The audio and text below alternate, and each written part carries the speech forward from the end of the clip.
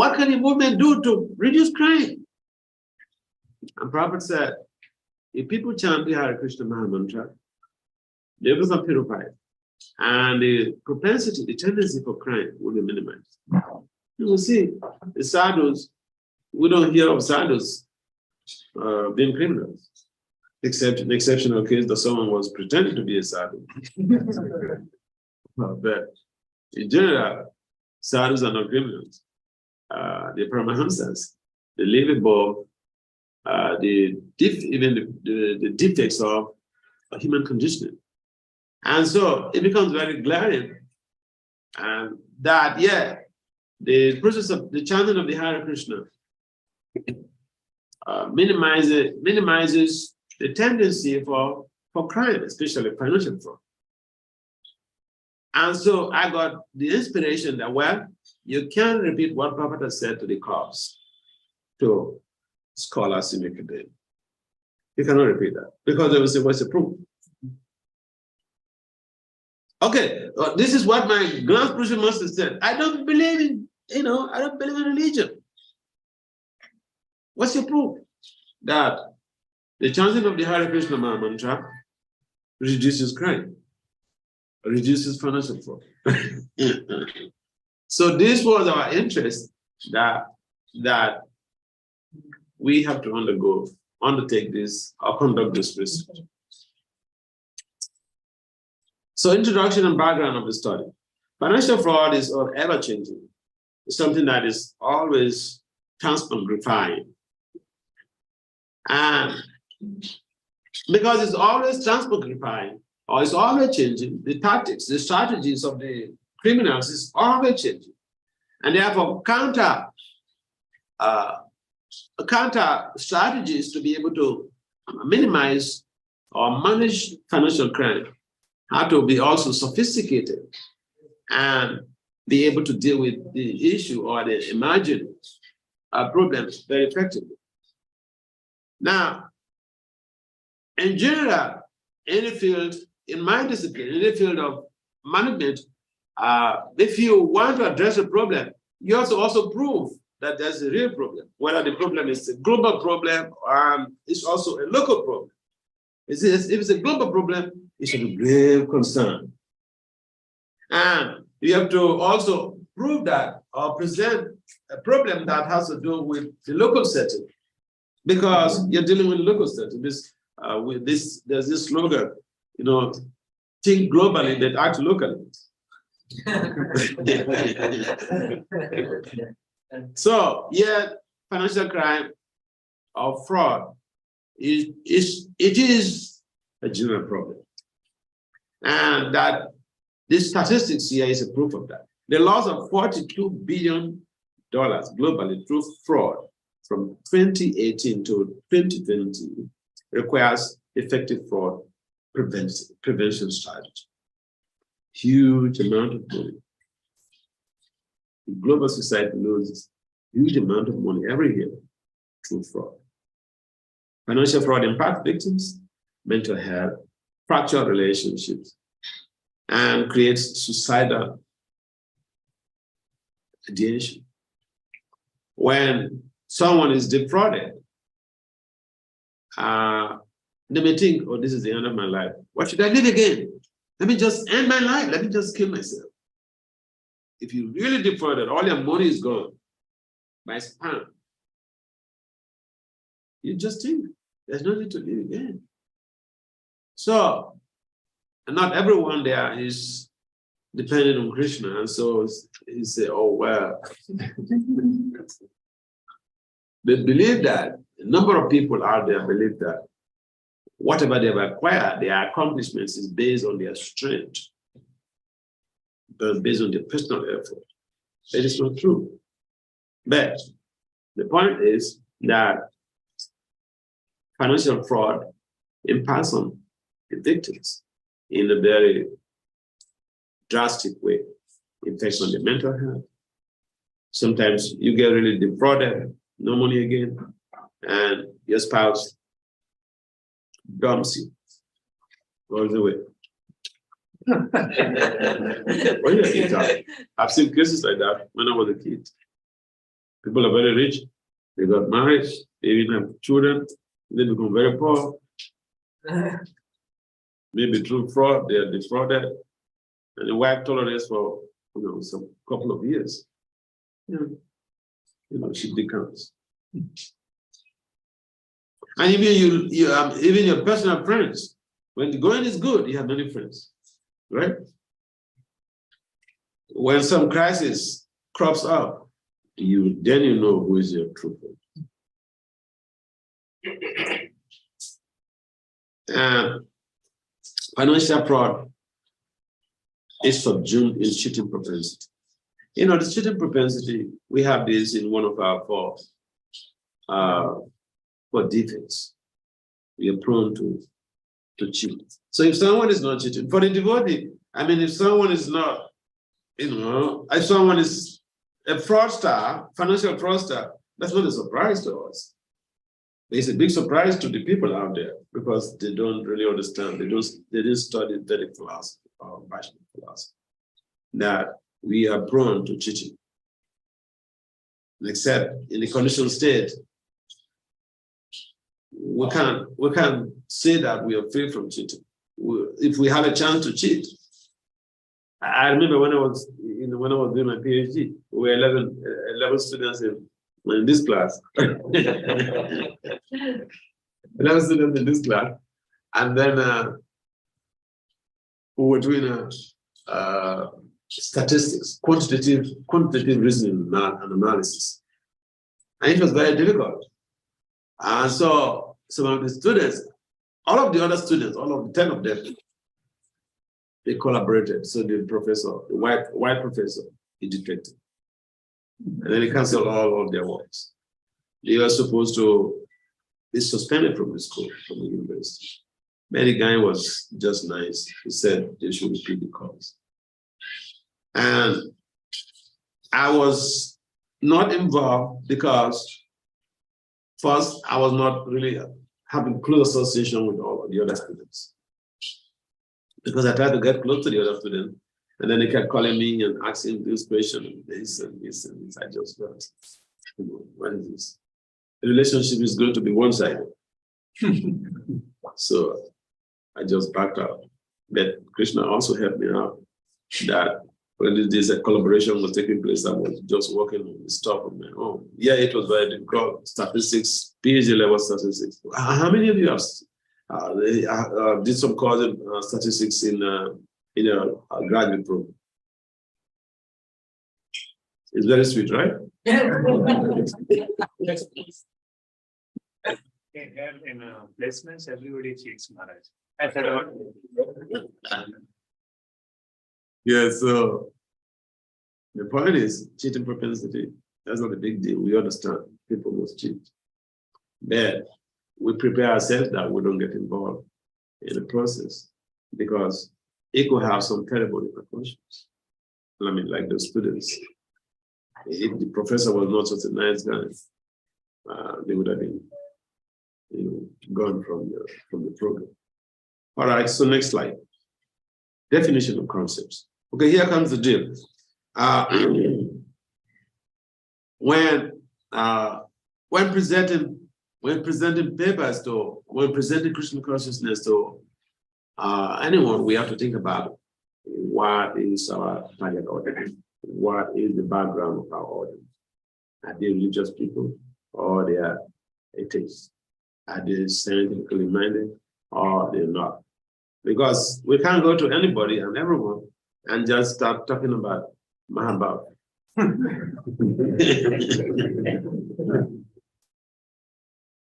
So these people, a number of management scientists, they don't believe in God. So presenting the Maha Mantra to them basically implies we have to present it in a very scientific way. And so I actually about 3 decades ago, I generated this phenomenon of sonic therapy. This in place of the chanting of the Hare Krishna. And then very recently it developed into sonic therapeutic intervention. And the scholars, I noticed that the scholars, they like all this type of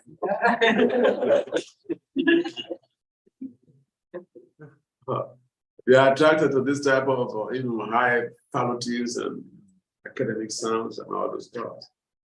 So well, Krishna willing, we have to use it for helping out people who are a little bit pious and they are heated to so-called non-religious, tasty.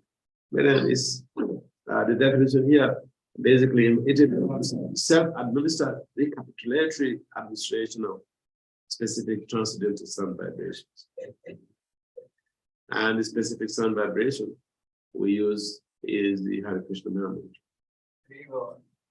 So I also, in my conceptual framework in this research report, I use the general theory of crime, why people are involved in crime. So here in the definition of concepts, I have defined also the general theory of crime, which stipulates that all crime and antisocial behavior are due to low self-control. And then you understand, if you have read it or read some literature, this is something that Rupa Goswami had mentioned several years ago. Washa Vega, Manasakota Vega, Jiva Vega, Wadala Pasta Vega, Etam Vega, to be and Sarah, and in the proper mentions, if someone is able to control all of these audience, we can be a leader. We can be a leader globally. A major thing that is ruining or damaging the reputation of leaders, and like in America, sending leaders away from their jobs, political leaders, social leaders, religious leaders, sending them away from their jobs, is the lack of self-control, especially the sex appetite. I love one guy, one of the past governor of New York. He was very, very hardworking. But you know what? They threw him out of office because he got involved with sexual harassment and all that stuff. America, they can't tolerate that. Although sex is all over the place, but if you're a leader, oh, we don't want to see you act like us.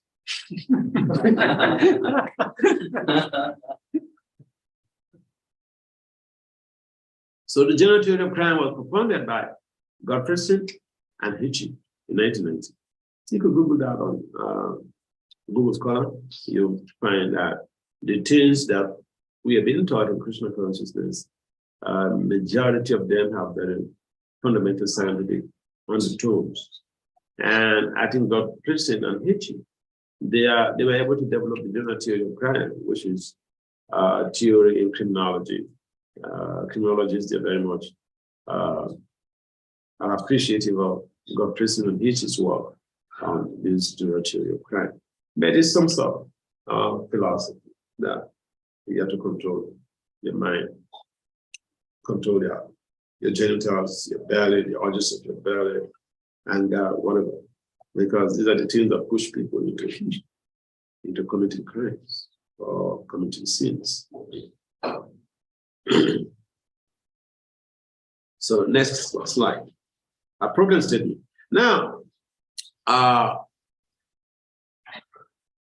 when we have to conduct a research or make some investigative study, we also have to consider what's the problem, like I mentioned before. What is the problem that we're solving? Is there really any problem? Or you are one of the paratologists? You know what is paratology? Huh? Paratology. The question is, are you trying to solve a problem, or are you one of the paratologists? Can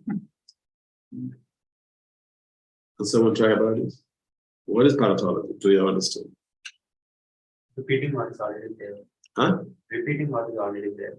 Repeating what is already there. In research, like you're doing conducting a PhD research, if you just want to repeat another research that has been conducted, no, your chair will reject it. Will say no, do something. What is the gap in literature that you're trying to fill? So pathology, we have so many pathologies in religious circles. They just repeat something like a parrot. Sometimes even they don't even understand what they say. They can't apply what they say, and they also don't understand. So research clears the way and prevents this type of pathology. And the thing is, the problem you're solving, prove it with statistics. And so in the section problem statement, we have here the United States Internal Revenue Service. Criminal investigators uncovered $10.7 billion in tax fraud, financial fraud, and other financial crimes during the 2020 fiscal year, an increment of 72.58% from 2019. So sometimes people think there is no fraud in America. Americans are very expert also in fraud. Except that, the law has no respect for anybody. And so you could be caught and you put to jail. Even Trump's lawyer was put to jail. Can you imagine that? Trump's lawyer was prosecuted and put to jail. So America is like that. That's the beauty of America, that no one is above the law.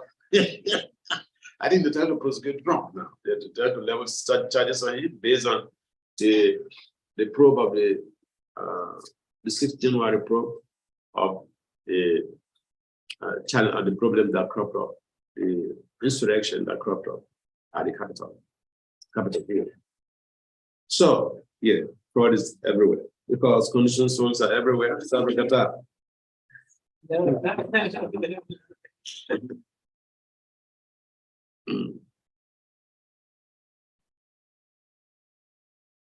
The specific problem, so that's a general problem, there's a specific problem. The specific problem is that leaders of private and public organizations often do not understand the value of sonic therapeutic intervention and preventive financial fraud.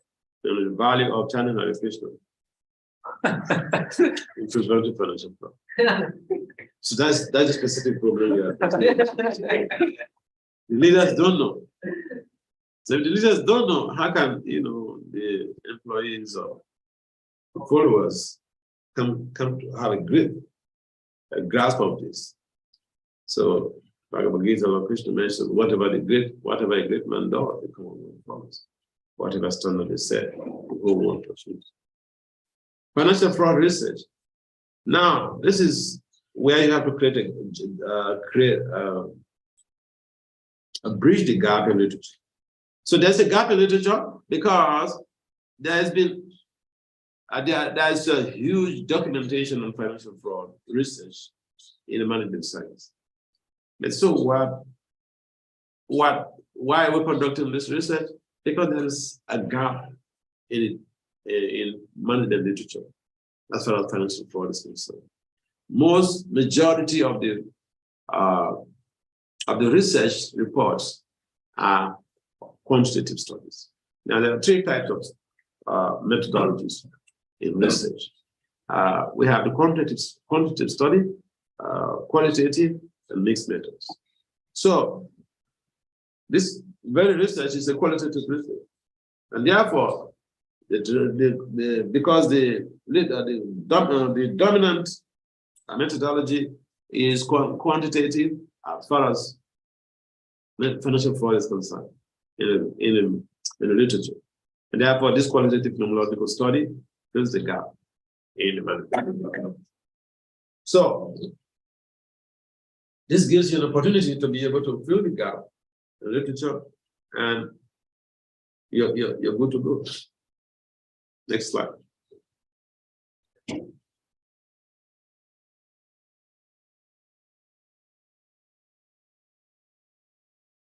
Purpose statement. So I was mentioning about Gottfriedson and Hitchens. Are grounded in Gottfriedson and Hitchens' self-control and Acker's social learning frameworks. The purpose of this phenomenological study or qualitative qualitative phenomenological study is to explore sonic therapeutic intervention practitioners' lived experiences.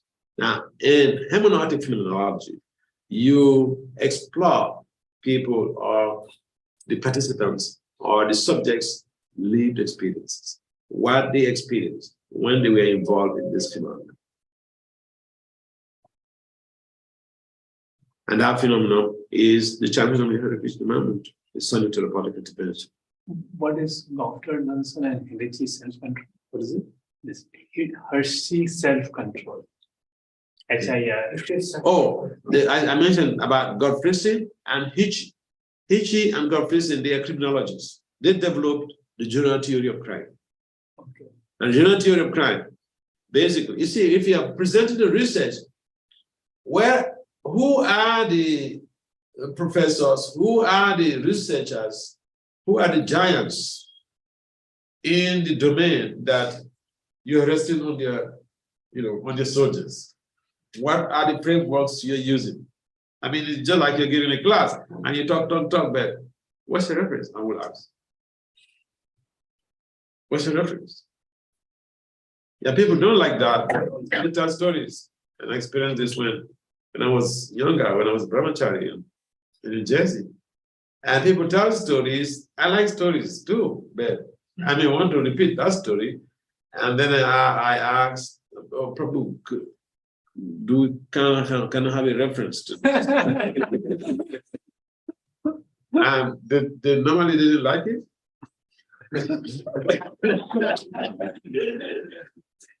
But it was funny when I came to India. I took science in 2009 February. I went back to the US. So I went to this same temple to give a class. And they were asking questions here and there. And so somebody asked me for a reference. So I gave the reference. So I said, oh, you guys have really improved. Now you're also asking for reference. He said, you taught us.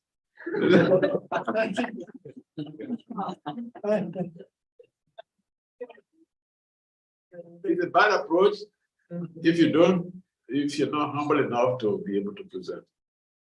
Because the person may think that you're challenging them. Because I also had emphasized that in Los Angeles. And then one boy was giving class, and one Swami was there. I'm not debating the Swami. He was, I think, no, I don't remember his name, but he's a proper disciple. And then I had him during question and answers. This boy gave a very nice story. And then during question and answers, this Swami asked, what a reference for a story. So I thought, hey, he asked in a very bad mood. Okay, because it's like the boy will feel, it's a young boy. So he will feel that the Swami is just challenging. So yeah, I like references, but in general, people tend to shy away from references. They just want to talk and go away. So Godfrey and Hitchie, they developed the general theory of crime. And general theory of crime hinges on Rupa Goswami's Padisamrita's statement of watch over government. It's funny, they won't make attribution to Rupa Goswami, but then they come to India, they study all of this Vedic literature, they get some good concepts of phenomena, and then they go to embellish it and then develop something, and then they say, develop this too. But over 500 years ago, this theory was just developed in 1990. Over 500 years ago, Rupa Goswami had mentioned about self-control. It is right. So, does it make some clarification there? And Aka developed the social learning theory. And I use these two theories as my framework. Because if you're making connoting the research, you have to be able to use some theories or some conceptual frameworks to boost your understanding of the subject matter and to support your research project. Next slide. Research question. Yeah, this is something very, very important because in summary, if someone tells me I'm conducting a research, so first thing I would ask is, what's the topic? What's the research question? In other words, what are you investigating? Research question is where all of your interview questions will hinge on. From the research question, you're able to generate your interview questions if you're interviewing people to get to explore a particular concept or phenomenon. So the research question for this very subject matter or this investigative study is what are the lived experiences of sonic therapeutic intervention practitioners regarding the value of STI or sonic therapeutic intervention in preventing mental health. It's interesting because I interviewed people who have been charging for decades. And these people, in most cases, they work in the financial industry. And they had contact with public money. So the question is, why don't you steal? Why don't you take some part? No one is watching you. You can manipulate some documentation and all this stuff. So, what are your lived experiences? Lived experiences technically implies hermeneutic. Hermeneutic means lived experience. What you experienced, chanting Hare Krishna, over the years, do you still have the propensity to cheat someone?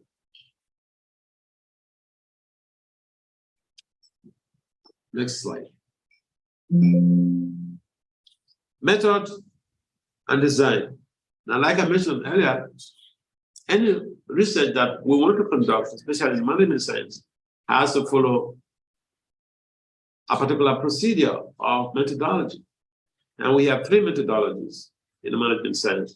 We have the mixed methods, qualitative method, and quantitative method. And when you conduct a research in qualitative method, we're following qualitative method, the approaches are also different. There are about 5 approaches. And this approach that I use in this research is a phenomenological approach, hermeneutic phenomenological approach. Hermeneutic means lived experience. You did something, what was the experience? Sometimes the experiences are reflected on a Likert scale from 1 to 10. How can you grade your anger? Was it 10? About max, when you had this experience with this person, when this person insulted you, what was your, how can you grade? And you rate your anger at the time. So that is the Likert scale. But here is hermeneutic, just about lived experience. And because you have to document all of that information, it's very voluminous. And so it gives you a detailed information about the concept that you are investigating. How do you check the integrity of the research? Because in lived experiences, it can also be manipulated with people there. So how do you check the integrity? Yeah, you check that through triangulation. Triangulation. Yeah, triangulation means the results of the study are compared to what is established in the literature in other scientific reports. Yeah, because I understand the point. Because we are prone to cheating, we can hide it in facts. So you see all of this stuff, good for you. Okay, we triangulate your results. We check with the literature and see whether this is what tallies with previous research. And then the researcher has to be free from bias. You have to make yourself a blank slate. Because if you feel you know too much, that attitude can influence the research. But yes, don't succeed. Okay. So that's a nice point to raise. Yeah, so there's a way to check bias or cheating, whatever. Because some people, that's the shortcoming in qualitative research, because some people may not tell you all of the details of what they experience. But then the idea is to be able to get sufficient information and triangulate that information, compare that information to what is established in the financial crime literature. So you know that you just talk, and then you go away, and they will take what you say and then we go and publish. So the approach is hermeneutic phenomenological approach, and the key words are consciousness, cybersecurity, rehabilitation, reintegration.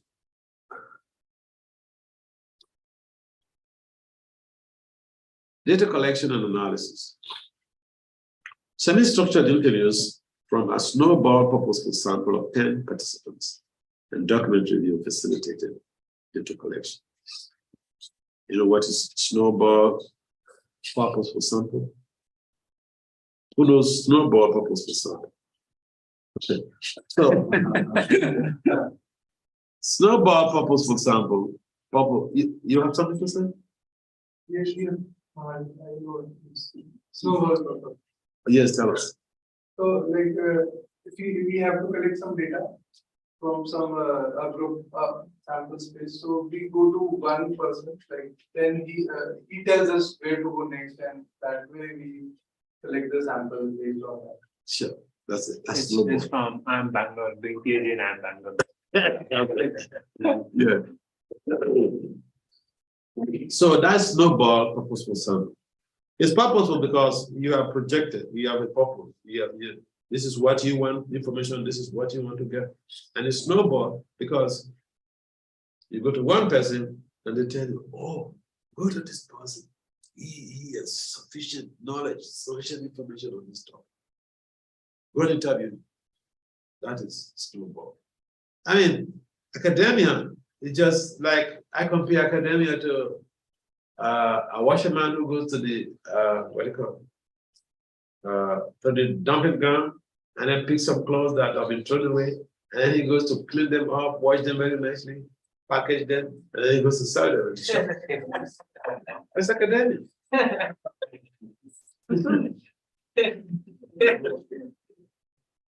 They just talk the things to confuse everybody else who's not academic, so that they prove that, look, you're very scholarly.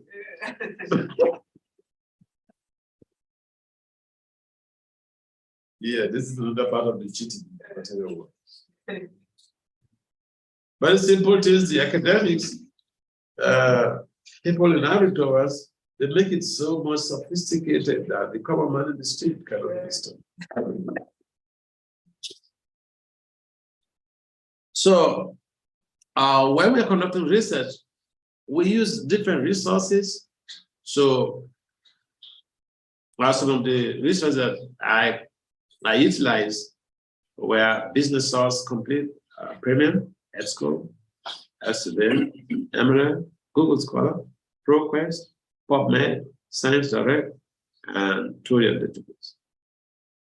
Data was analyzed thematically. Thematic analysis is we want to generate teams based on the information or the data that you have.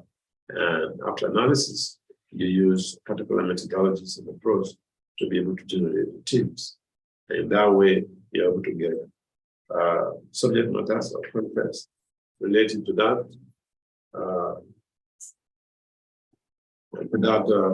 problem, and you're able to share that information with other scholars. Interview results, like I mentioned. Interview results, we are triangulated with document review. It should have some previous research, like if it's a very new topic of research, we may not be able to triangulate it. That's why new research requires super brains. And in most cases, we may think this is a new research. There is so much that has been done already. In fact, before I delve into academics, And you know that the very concept of self-control is just a big thing in academia, in criminology. Okay. But there are theories on, criminology, and Rupa Goswami just mentioned that first text in the Buddhism written. So, yeah, so when you venture into it, you find that there is so. Ask any PhD student or any professor. There is so much work that have already been done in any field that you can talk. And therefore, sometimes it's really difficult to be able to identify a gap in the literature. You have to be really meticulous.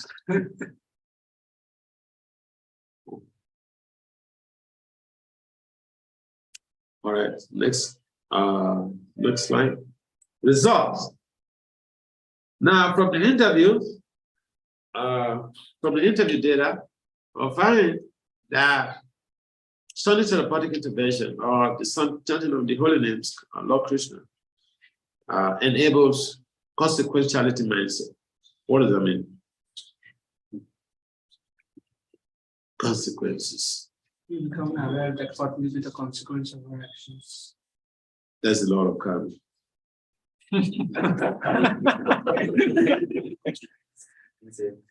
Whatever we do, we come back to us.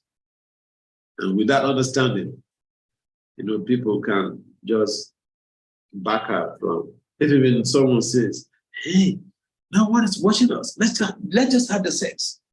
No one is in. I'm just here with you alone in the room. So what is the problem? But if you have the consequentiality mindset, you realize that, yeah, Jagannath has big eyes.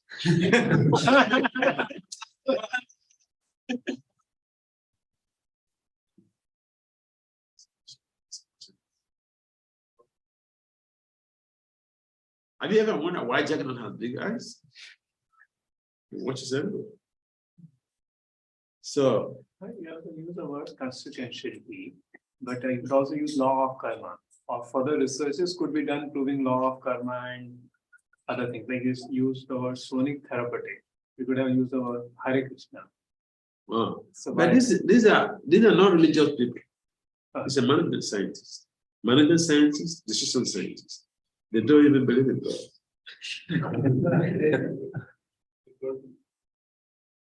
So how to deal with people who don't believe in God? You speak in their language. They give them the essence of what you are distributing. So the whole idea of this type of presentation is that you're not meeting some Hindus to talk to, and they just follow, oh, I know Krishna. Oh, I know. Yeah.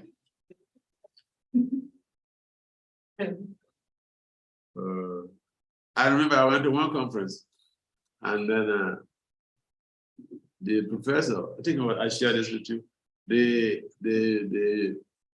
chair of our panel, he was a young political scientist. He had a PhD in political science. He was teaching in one of the American military academy. And he was very critical about every presentation. So, and then I had mentioned, I made a presentation in that conference on related to leadership. And then I mentioned about how leaders' failure, the causes of leadership failure are related regarding how they behave, and though they don't have an intention of really falling down, but they fall down because of one of the factors I mentioned about the gunas. Gunas, like I had the gunas of human behavior. So I explained some points on that. So those are very strange gunas and effects of the gunas of leadership. These are very strange technologies in leadership academy, especially for Westerners. They don't know anything about gunas. So then I use those concepts in proving my point. And then because he was very critical about the other presentations, I prepared my mind at home. My paper is full of strange concepts. So he is going to batch me like anything. So I was prepared.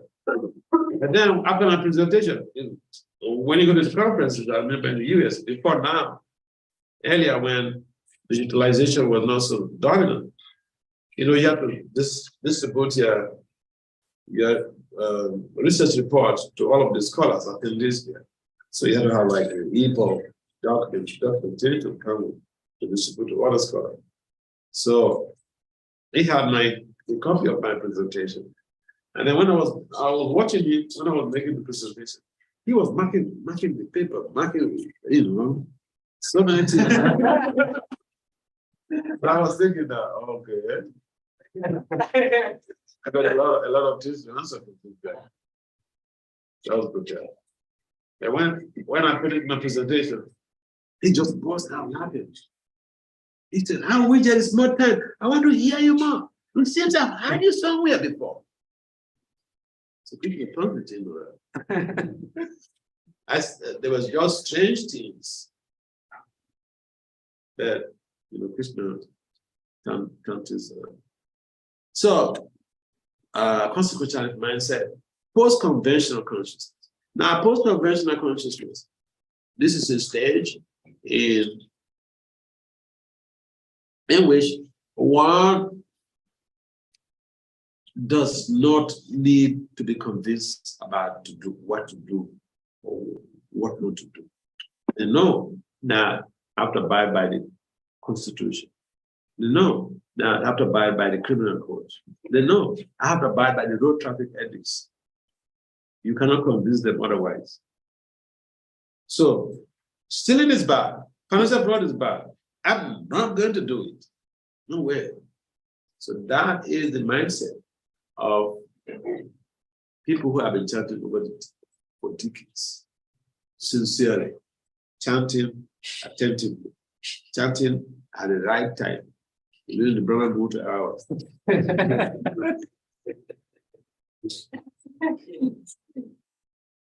Yeah, that is post-conventional consciousness.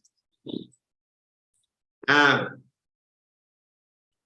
again, the point is, these are all technical technologies, but for the academics, especially those academics in management science discipline, they're familiar with these technologies because they're technologies that other professors have used in their research in developing very specific constructs and phenomena. Self-control. Yeah, so this is very, any devotee knows about is about self-control. Chanting helps. Although the chanting is basically meant for developing pure love for Krishna prayer. But these results, the results of this research, basically they are the positive side effects of chanting. Any drug, any medication, any therapy you undergo has side effects. Chemotherapy, oh my God. Some people undergo chemotherapy, they lose their ears. But this therapy, therapy, the side effects are very good. There's no negative side effect. And one of the good side effects that you are composed, you're able to control this. Yeah. Pro-spiritual values. When we have pro-spiritual values, it means we are enthusiastic about spiritual matters. And spiritual matters basically help to purify us and extricate us from the charcoal soil. Repeated better there. Extricate us from the charcoal soil. Free us from the negative bonding of the mind with material activity, or getting things that we later will regret. So the Krishna conscious practitioner is cautious about what they do and they're thinking, is it based on Guru Sadhana and Shastra? Once it's based on Guru Sadhana and Shastra, you don't have any fears. No negative implications about that endeavor. So the itemized 4 tips help in non-engagement with financial fraud. Now, this is due to triangulation with this of these very teams or the results with the literature, using the literature review. So it's a little bit complex thing that you have to do. And to think out ways, this is not even a direct stuff that you just measure some things and, do some scanning and then you measure. But it requires a lot of deep thinking. You have to get one thing and then you correlate that to the literature about how it prevents this very malady, financial malady. And this very presentation, I had this presentation at the World Academy of Science, Engineering and Technology in London. And it received the best presentation award. And then they had it published in their International Journal of Mechanical and Industrial Engineering.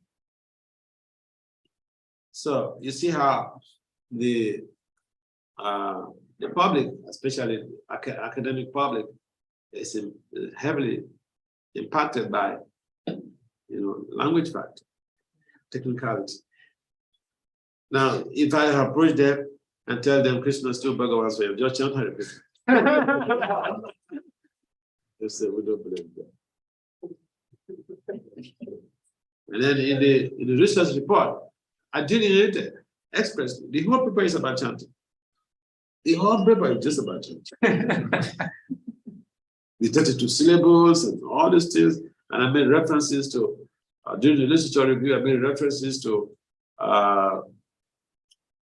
some doctoral research projects that were conducted on the effect of the Hare Krishna mantra on anxiety, stress, depression. Where so many researches have been conducted on the Hare Krishna mantra. So I brought all of those into beer. So the whole paper was just about it. And yet they gave it an award. And yet they published it in the International Journal of Mechanical and Industrial Engineering. So language factor is very important. You speak in the language, then they say. It's like you go to, say you are in, you travel to Europe. You travel to Europe, and you see another guy from Mumbai, and he's speaking Hindi, and automatically it becomes your brother. Language factor impacts on behavior, it impacts on relationship. So when we know how to impact on the scholars by dint of our presentation, Krishna consciousness is very universal. The only problem we have is that we don't have many people who have the skills to be able to package this good. Packaging is also another way to enhance marketing. So if we package the goods very nicely, people are attracted by just by the packaging. Yeah. So, and now every research that we conduct in management science, every research that we conduct in management science,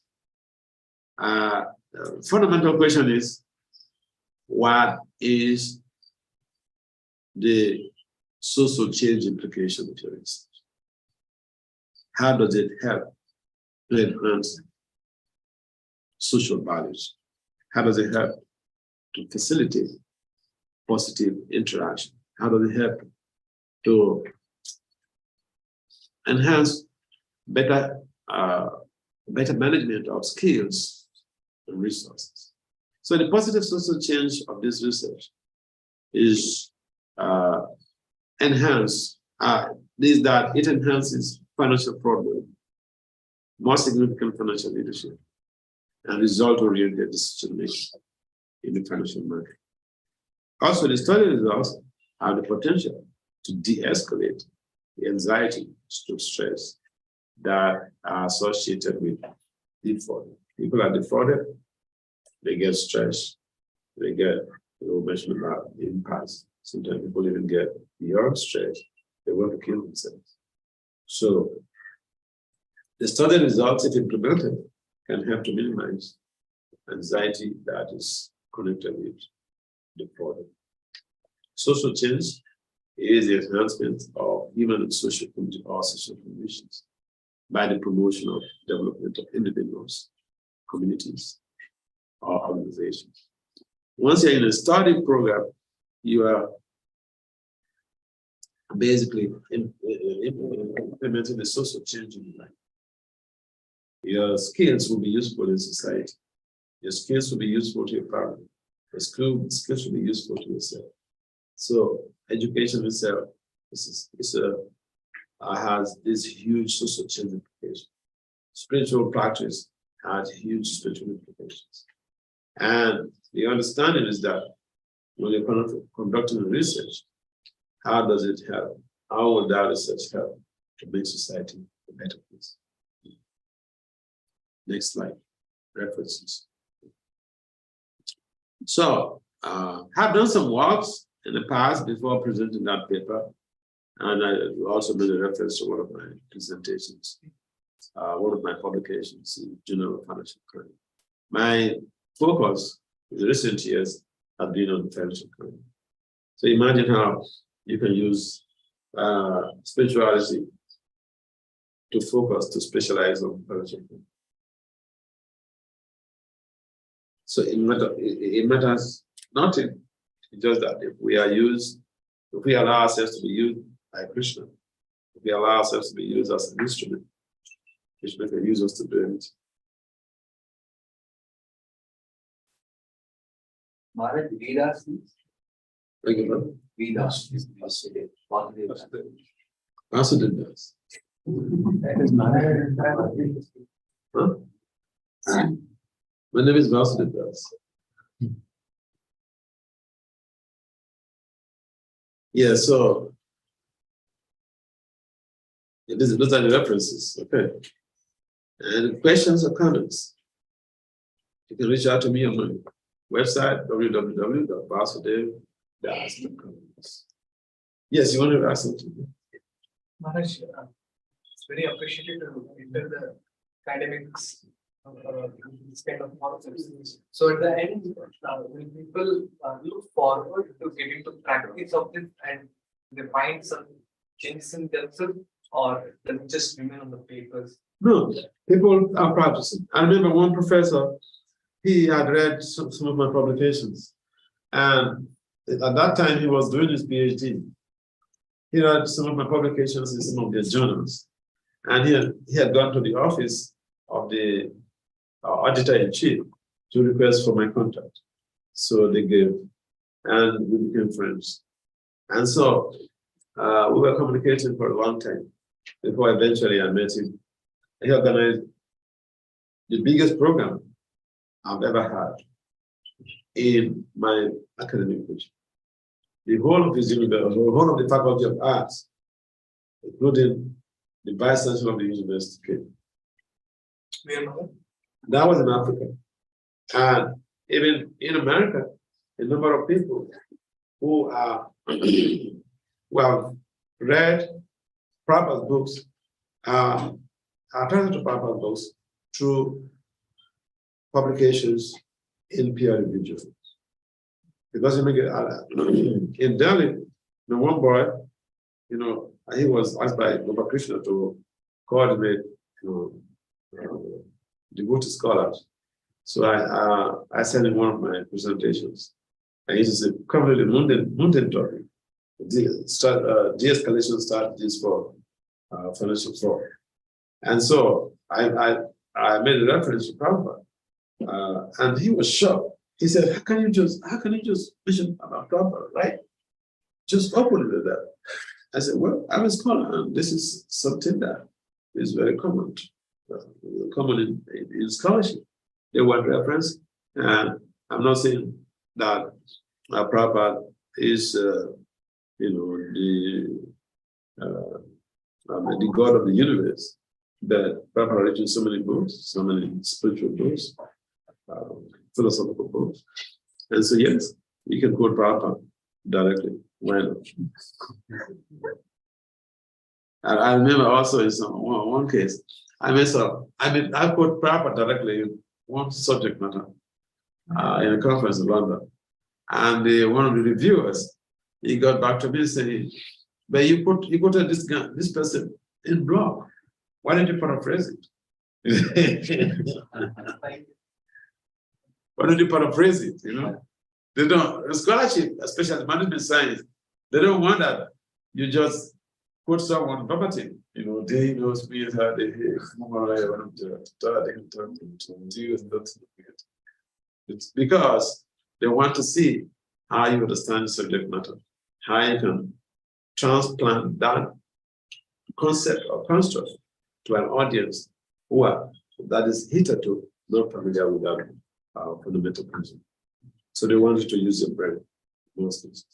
Yes, a number of scholars, they're very much intrigued by presentations and the practice. Sometimes they come for the temple. Our idea is not really like, and there are a number of other scholars in America who are doing similar things. Of course, they are in religion. But then the idea is not, it's not that we're trying to tell people to give up their work and come to live in the temple. Yeah, people with responsibilities there. But if they can appreciate the teachings of Prabhupada, and they'll be able to defend us if people say something against us.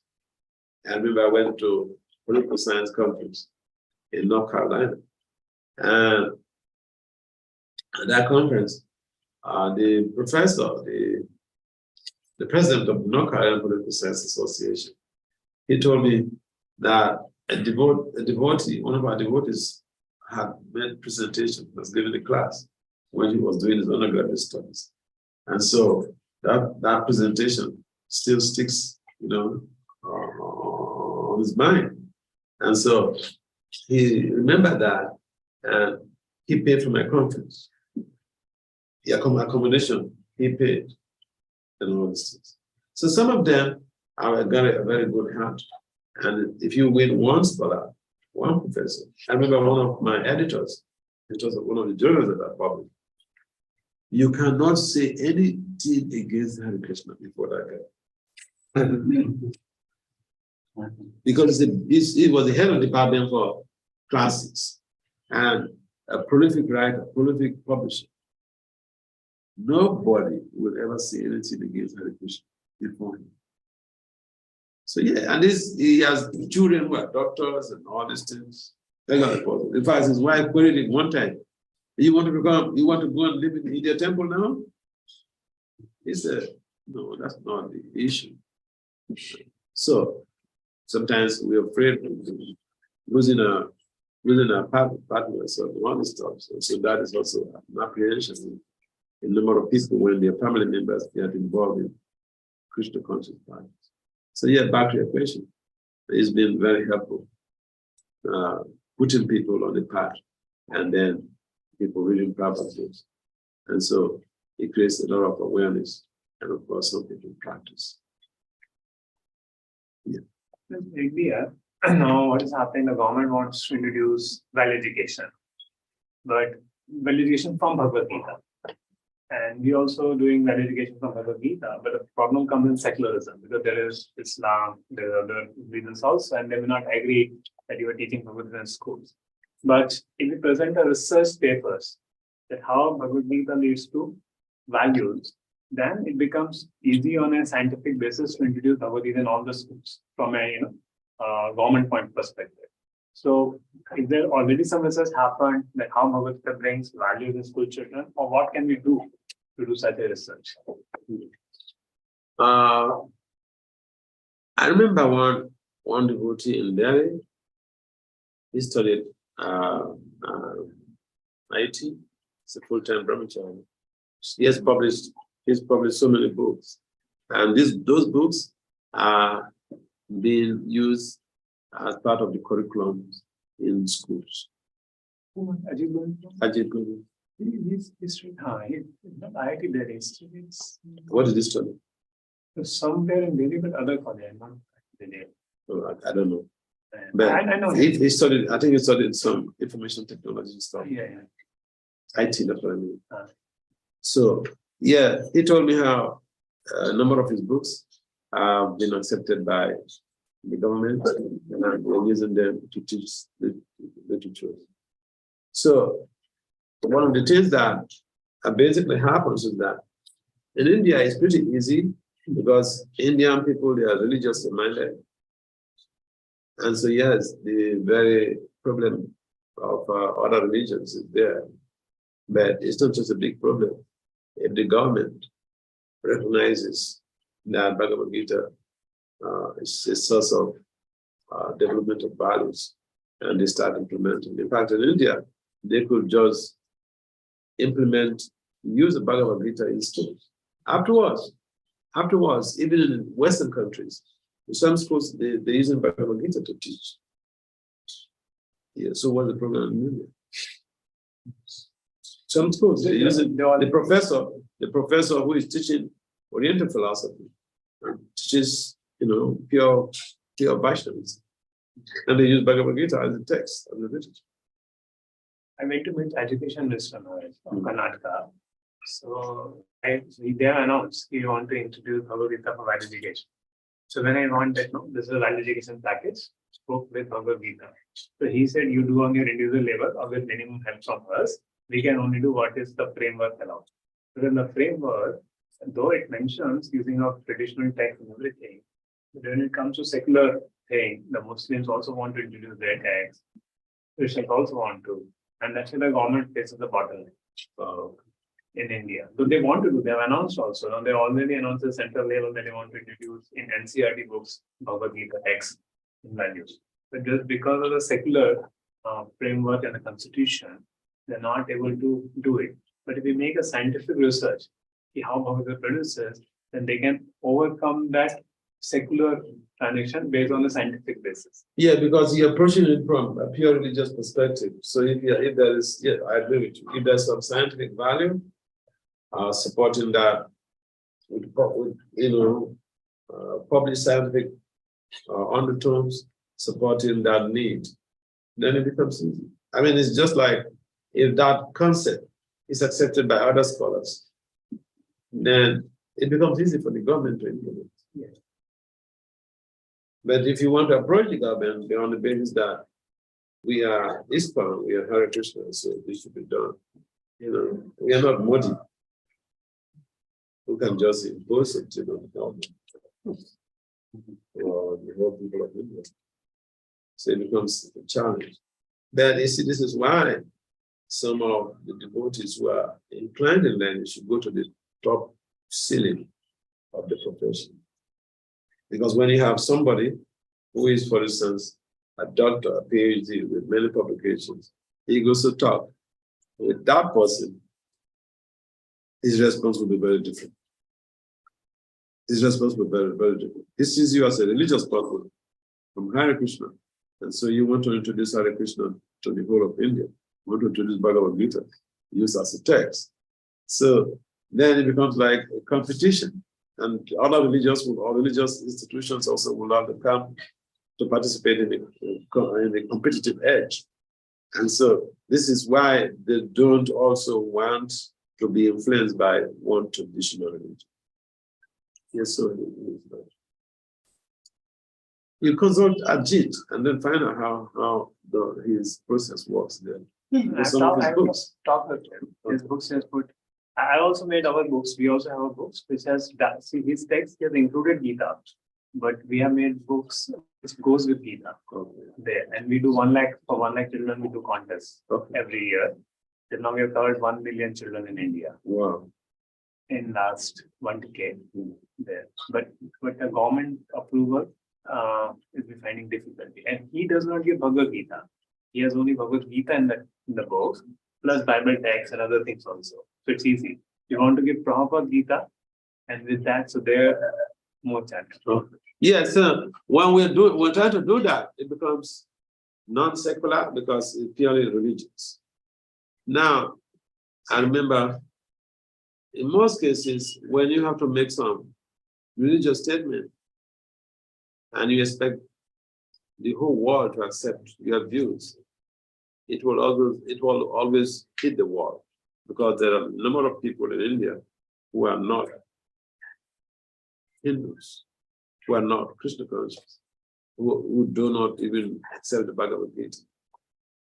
And so then the government, they don't want to reflect bias in their undertakings or in their governance. And so they just trying to save their own neck. Some of them, they also know that this is the most important thing, this is the appropriate thing to do.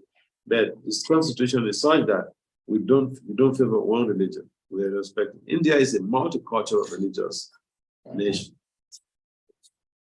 So if they do that, then the Muslims will also, if they accept what you're saying, then the Muslims will also come and present the Quran. Then the Jains also, they have any book? Tirthankar. Okay. So then different people will come and listen. And then it's no longer a secular government. It becomes a religious government. Multi-religious government. So you can't blame them, it's what you're trying to do. But we try to focus on some of those big shots and make them devotees, and they can have an influence. I remember one guy in Croatia. You know, when I went to Croatia some years ago, he was trying to be involved in politics. And then later he got a seat in the assembly, in the National Assembly.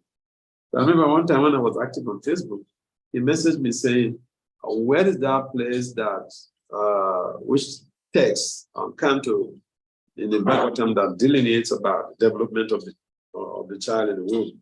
So I have to give him the whole chapter here. Kapila Muni was mentioning that together with. And so they're trying to propose a bill, anti-abortion bill, but then he wanted to use that as a support. He was successful. So if we are in the government, you can propose a bill based on those values. But if you want to make it like a religious stuff, they will say, but the other religious people also, they will come to us and say we should use their standard or their literature for the purpose of national acceptance. So but that guy was successful, and that's the Bible. So he used that to be able to create an anti-abortion policy in this country. So if you're in power, it makes it easy. You empower your devotees. You know how to use the philosophy to influence decisions. But if we just approach them and say, look, Krishna is the Supreme Lord, you know this, yes, I know. And they will find a cause. The reason they give is, oh, but the Muslims will also come.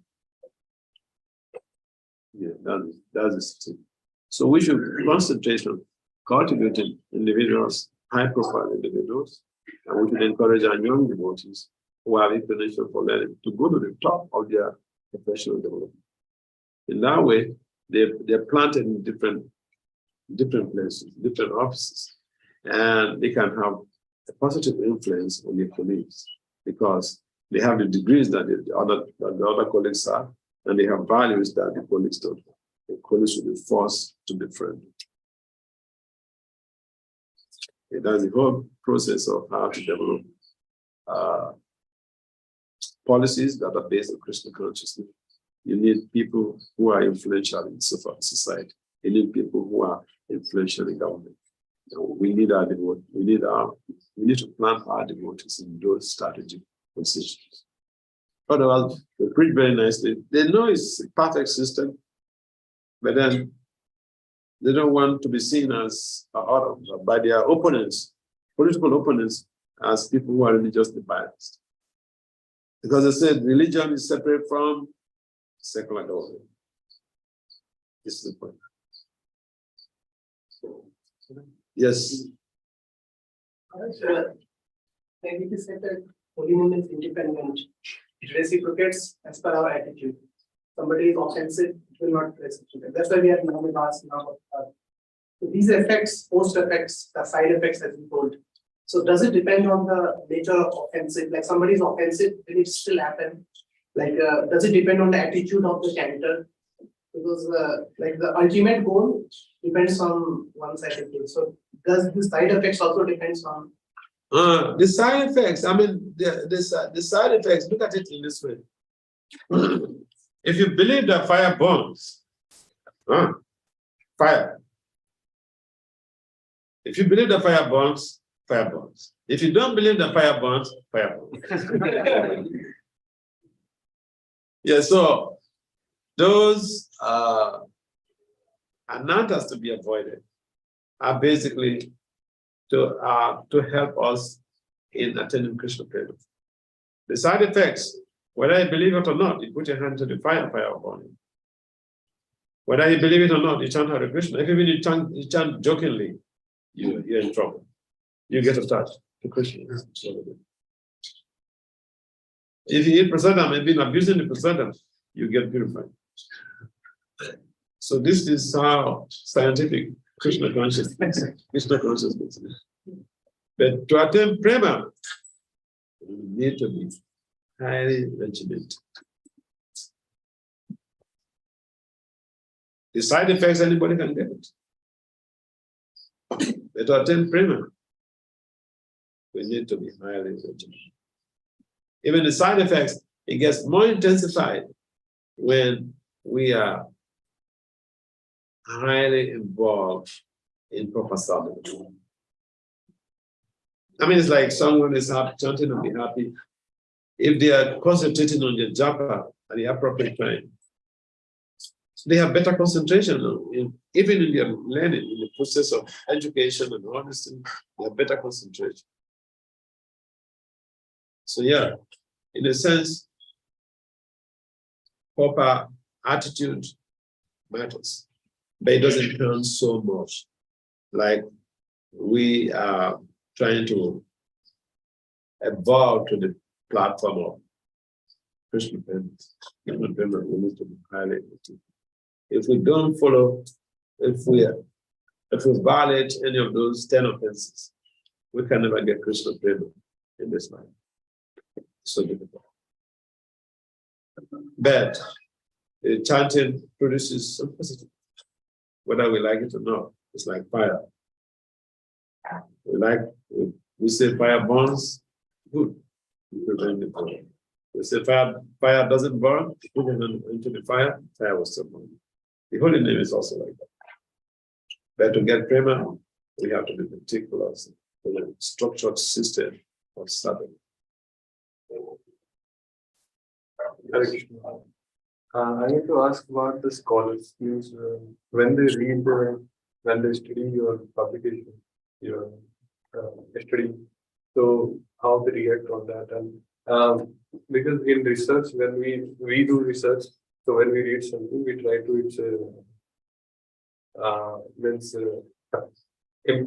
imply in our means in the lab we see it works or not. So do they? Yeah. So if the researcher practices it, he will experience it. And a number of each time researchers use my research publications, Google informs me. They make a reference to my publications, Google informs me. So then the citations are always there. I mean, this is the beauty of the modern technological development. And if you go to this website, the website of this World Academy of Science, Engineering and Technology, and you go to the download, you see how many scholars have downloaded this paper from 2021 June today.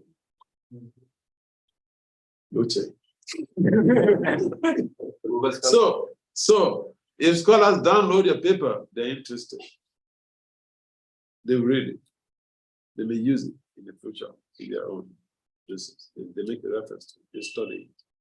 I found that a lot in some of my past publications, like kleptocracy. A number of scholars, they made references to my publications on kleptocracy.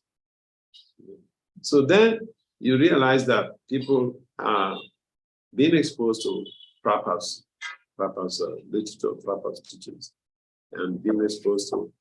I remember in one of the publications, I told the story of Hiranyakasipu. and they had it public in Journal of Money Laundering and Control. Yes, so it's always given. It's always a given that we have a chance to be established as authentic. The Hare Krishna movement, Hare Krishna teachings are authentic because people are also implementing the concepts and constructs of our teachings in addressing social, economic, political, and legal issues.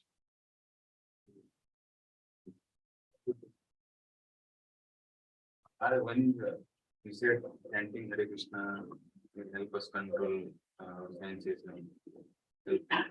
what is that in chanting Hare Krishna that helps us to control? Like it is, for me, it is like, okay, it is a transcendental spiritual vibration because it's there. How will you explain this to scientific people, like what is there in the chanting? What is there in the chanting? Yeah, because Krishna is all pure, forbidden. And so when you put any wood into fire, it burns the wood into ashes. And so when we associate with Krishna's holy names, we get purified. The whole thing about the very concept of purification, or the proof of the fact that we get purified, is that we no longer become disinterested. We shy away from sinful activities. We shy away from criminal behavior. We shy away from inappropriate behavior without being monitored, without being policed. So that is the power of Krishna's thing. Similar question actually. Yes. How we convince that because sonic therapeutic is that just a transcendental sound, we say. We can interpret any other, like any Vedic sound also they can tell and get the same benefit. There are other researches that have been conducted. Even some impersonal sound vibrations. They conducted some research. I remember, I think in the 18th to 19th century, there was a research that was conducted in Washington, D.C., based on this same principle. The practitioners of one of these impersonal gurus from India established, I don't remember, something meditation. Yeah, I don't remember the name. But then this group of scholars, many of them, they conducted the research. And they gathered this group of practitioners to come and chant those mantras.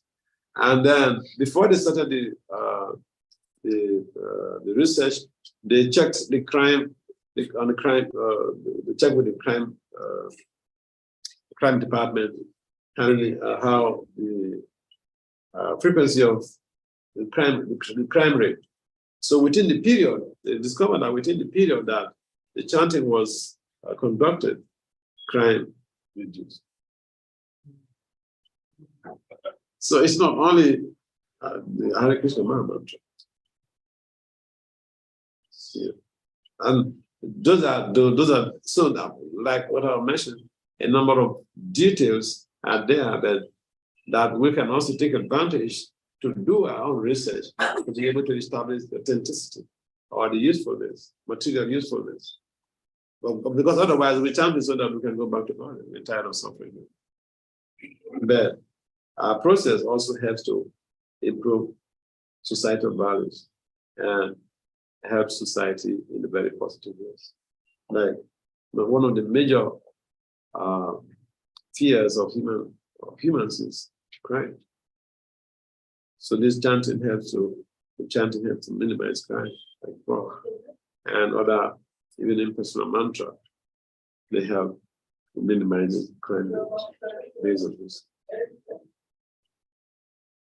Hare Krishna Maharaj. One question. So, how to be a scientist and to be a hardcore spiritualist, Krishna consciousness? How can we balance both and convince the scientific community? Yeah. First of all, you be a scientist yourself, and then be a devotee also yourself, and that is very challenging. Very challenging. Look, last night I slept at 1:45. Other people just go to bed at 9 o'clock. And just sleep. I slept 1:45. Because I have so many things to do, I can finish. I can't delegate someone to do the things that I needed to do. So, first of all, we become that which we want to be, which may be challenging, and someone may tell you, oh, all this school you're just pursuing, what is that? Just chant Hare Krishna. But if every one of our just chant Hare Krishna be happy, we will not be able to reach out the high-profile people that Prabhupada want us to get them to participate in the Krishna consciousness. So, individually, you have to have those high aspirations, and don't let the aspirations be darkened. Don't get distracted by the lack of discipline approach or uninterested approach of some of the people who are not interested in raising their consciousness, raising their bodies, or who are not interested in pursuing the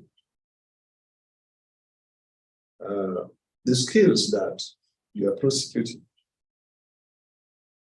And so, because see, our faces are not the same, all of us cannot do the same thing. Some people will get the PhD, some people will not even reach primary school.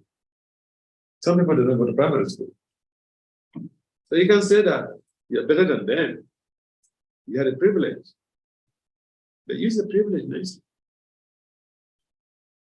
And so, the only way to be able to create a good balance is effective time management.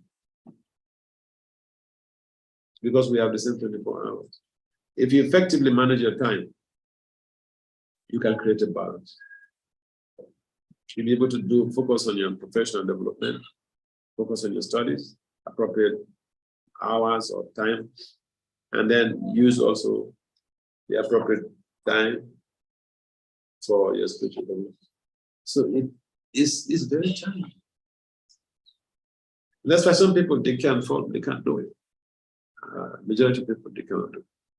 So time management itself is a big thing, especially in the age of digitalization. You wake up, first thing people do, a number of people do, wake up from bed and check the messages on the phone. They're supposed to wake up and pray to Krishna first. And then they pray to their deity before. So it's a big challenge. You have to deal with this. And sometimes people are even in class, they're studying, the professor is in the class, and they send the messages. Again, control the mind becomes a big problem. Control the senses becomes a big problem. So when we are involved in sadhana, it helps us a lot to become better students, to become better scholars. The scholars that I've met out there, a number of them, they are not happy. I know one guy here had even 3 doctorates. He's not happy. Because the mind is not at peace. 3 doctorates. Yeah. So having a doctorate degree doesn't guarantee you peace.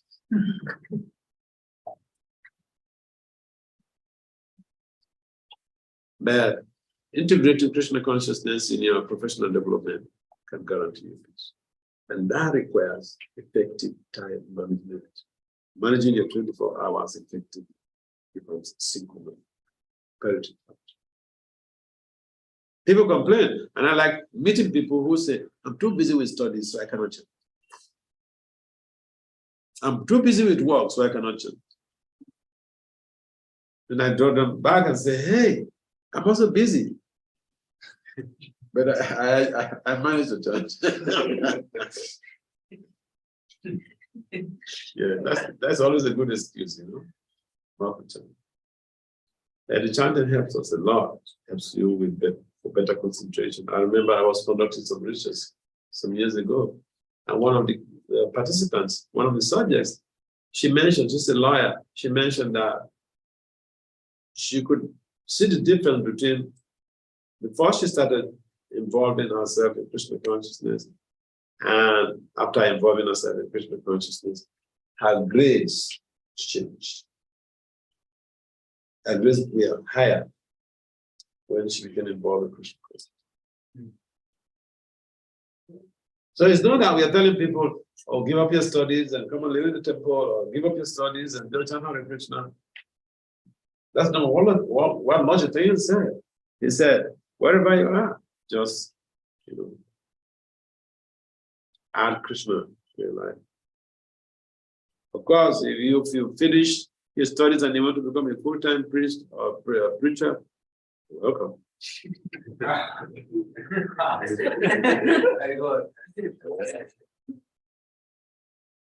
I think you have a structured system here where your managers, they lay emphasis on having to finish the studies, and you also experience the world out there, you work for some time. This is very good. It's a very good system. And I had always advocated that this country should follow, or the whole of this country should follow that system. They don't hear me. I'm a second generation guy, so who cares?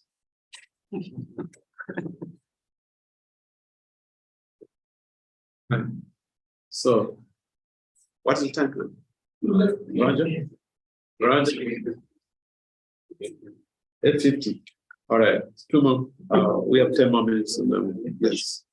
Maharaj, I have two questions. No problem. Go ahead. So basically, Maharaj, we have seen many devotees who are practicing this part of Krishna consciousness for many years, and they have this propensity of cheating. They have a propensity of cheating or not being truthful, etc.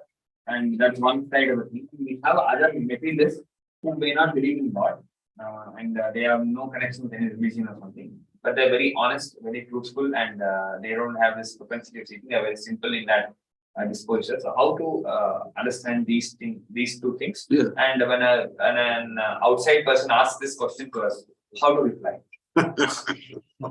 That's a very powerful question. And sometimes we tend to think that we are better than everyone. But actually, we are not better than everyone out there. Those who brahmacharis think we're better than everyone out there. But we are actually not better than anyone out there. The thing is, we are privileged to be exposed to Krishna consciousness. And we should be grateful to Prabhupada. We should be grateful to our gurus. We should be grateful to our mentors for nurturing us and nourishing us in Krishna consciousness.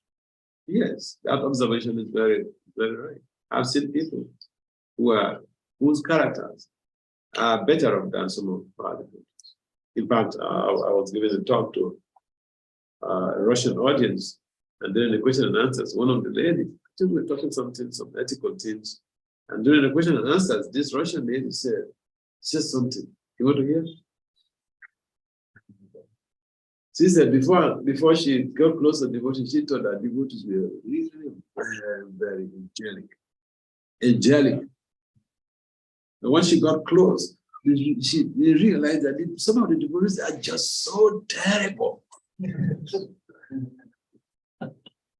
I couldn't deny the fact.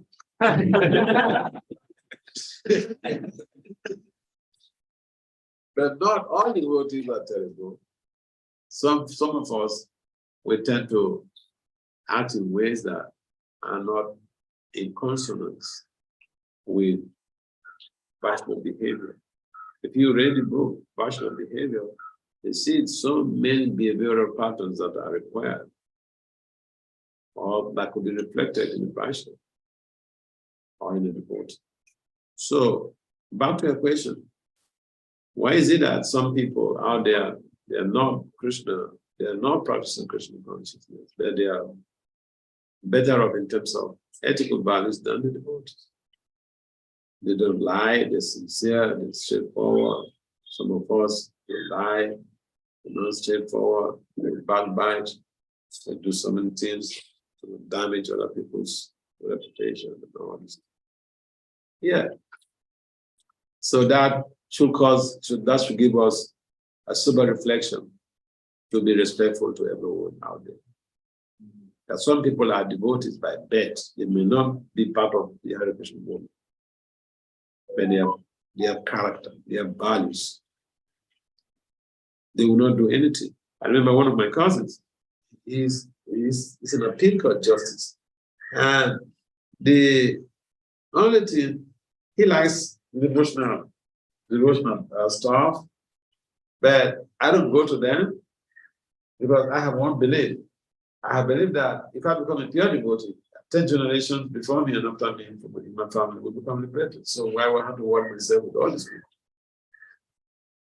But one of the things I found in him is that as an appeal court justice, there's a lot of temptation for fraud or for bribery and all these things. He never would. He will give a judgment. He told me he will give a judgment. And at the time of the judgment of the case, he will announce, if you don't like it, go for an appeal. Don't come to me for anything. This is the end of this case. If you don't like the verdict, go for an appeal. I know of a justice. I also had served in the Justice Department when I was young. So I know of a justice, a chief magistrate of a district, who was apprehended for bribes. He would not sign a bail bond of any suspect except you pay him money. So he did that to some family that had one of their kids in the case. And then the family members, they went to report the matter to the criminal investigation department. The criminal investigation department gave the family money, managed the money to give to the judge. And then so one of the CIDs, he hid himself.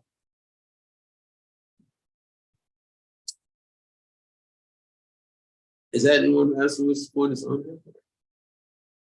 Please, if your phone is on, you put it on silent mode. So, one of the CIDs came and then hid himself some nearby place. And then they arranged that when you go into the judge's room to give the money, when you give the money, give some signal. And he did that. And then the CID came and said, hey, you're under arrest.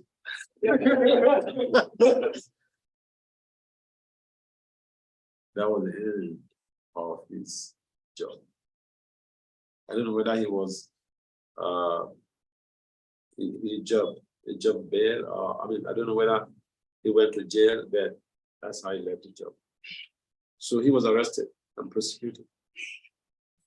Whereas some people in the same judiciary, there are some people, they don't want to see any litigant. They don't want to see any litigant, anybody who is involved in a case. They don't want to see you. You meet in court. If I give my verdict, you're not satisfied, go for an appeal.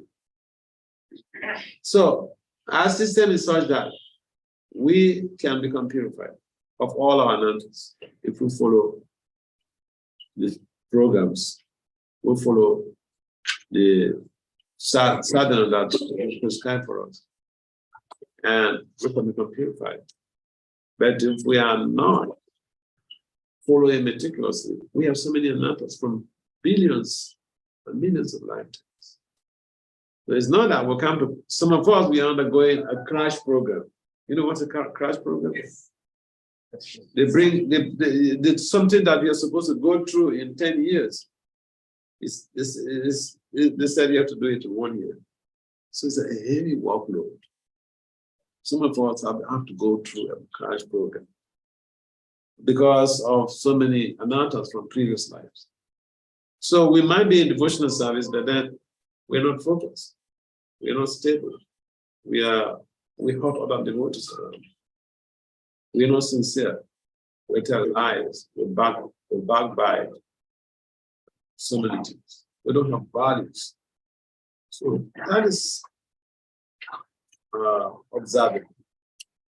So that should give us a sense of concern, and that should also help us to become more humble in the way we relate with people. Because there are people out there who are not even chanting, and they have high positive karma.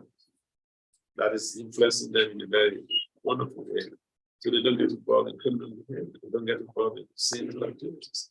I know, and you'll be surprised about it. I met one lady in my doctor's office in the US, and she told me she never had any boyfriend until she got married. And she got married at the age of 30. That's a miracle. Can you believe that? Yes, so some people they have value. We may just think, oh, they are all kinds of business and all these things. The simple people. Some of them, that's a generalization. We didn't study everybody out there. We cannot make a generalization. Generalization can only come when we conduct quantitative study. Then we can generalize. Otherwise, I mean, I've corrected a number of devotees, especially the devotees who assisted me a number of times in this. I have problems correcting devotees because sometimes they use languages like, every devotee. I said, have you studied every devotee about this very phenomenon?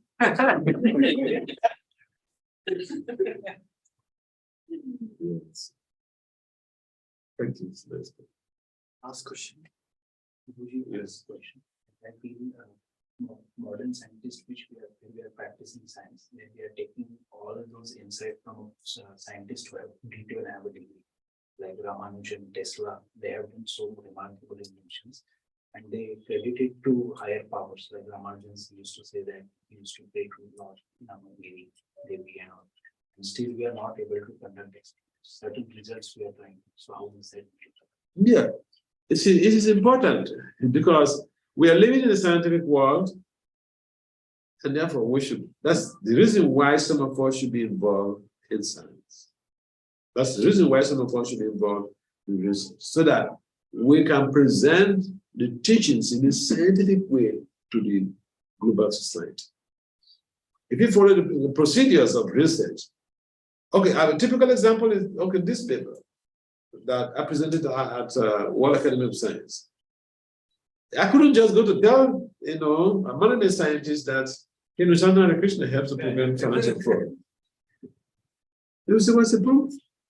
My grand spiritual master said so, proper. He said, oh, come on. So here, the whole concept is presented in a scientific way. And they not only love it, they gave an award, and then had it published. So we need people to understand. We need people to understand what we are doing. Non-religious people. If you are Hindu, from birth they hear about Bhagavad Gita. It's not a problem. So, yeah, we need some people to volunteer themselves and aim high to see how the teachings of the sages could be spread to all nooks and crannies in a scientific way. We need skills, scientific skills. It means that some people should endeavor. Everybody should not just say, take life so easy. It's very challenging to be a scientist and to be a devotee, a combination of both. Very, very challenging. And that's why some of our devotees, they shy away from one thing or the other. Because I'm telling you from my own practical experience, it's very challenging. If somebody has to tell you to do it, if someone tells you to do something, you have like an obligation and you want to do it. My Guru Maharaj asked me to do this type of service, so I became obligated to it. I mean, it's like Krishna telling Arjuna, go and fight.